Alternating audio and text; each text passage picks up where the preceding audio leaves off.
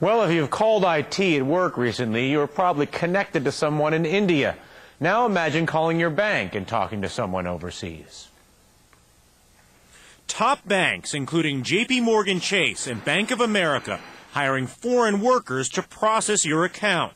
Just last April, 3 Citibank employees arrested in India for stealing $350,000 from U.S. customers. Despite the risks, more and more banks are sending work overseas, and if they haven't outsourced yet, they are seriously considering it. We invited these banks to appear on The Money.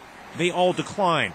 A spokesman from Bank of America says the company has 2 sites in India with 1,500 employees, and just last month, JP Morgan Chase announced plans to double its number of employees in India to 9,000. A recent Deloitte & Touche study estimates 10% of U.S. bank employees work outside the country. This number expected to jump to 20%. That's 2 million people by 2010. Well, we turn now to an identity theft expert, Robert Siciliano from IDTheftSecurity.com. Robert, just because they're overseas, does that mean that you're at risk? Well, the issue here is that the security may be a little more lax overseas, mainly because they don't have the same system of law and government as we do, so they don't fall under the exact same guidelines as we do either. So why are the banks then allowed to handle U.S. data that has U.S. laws to protect it, we hope, and allow that data to be dispatched and handled in places where those protections are not afforded?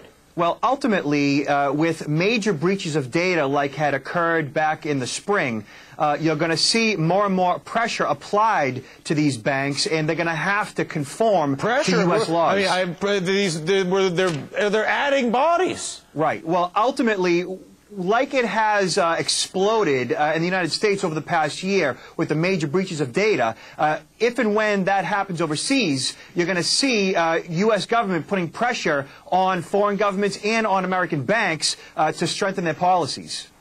I mean, I don't know. I think it reminds me of the cell phone story we've been following, but we already have the theft, right? I mean, I don't know what we have to see in order for people to actually do something about this. How bad does it have to get? Well, like you can see what is happening in the U.S., it has to get even worse.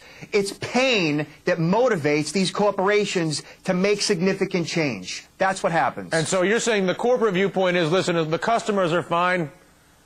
As long as it's not costing the bank all that much money right now, they're going to continue with these processes, with these bank processing centers overseas, where it is much, much cheaper. And until it hurts them domestically, they're going to continue like it's business as usual. All right, Robert. Thank you very much for your time, sir.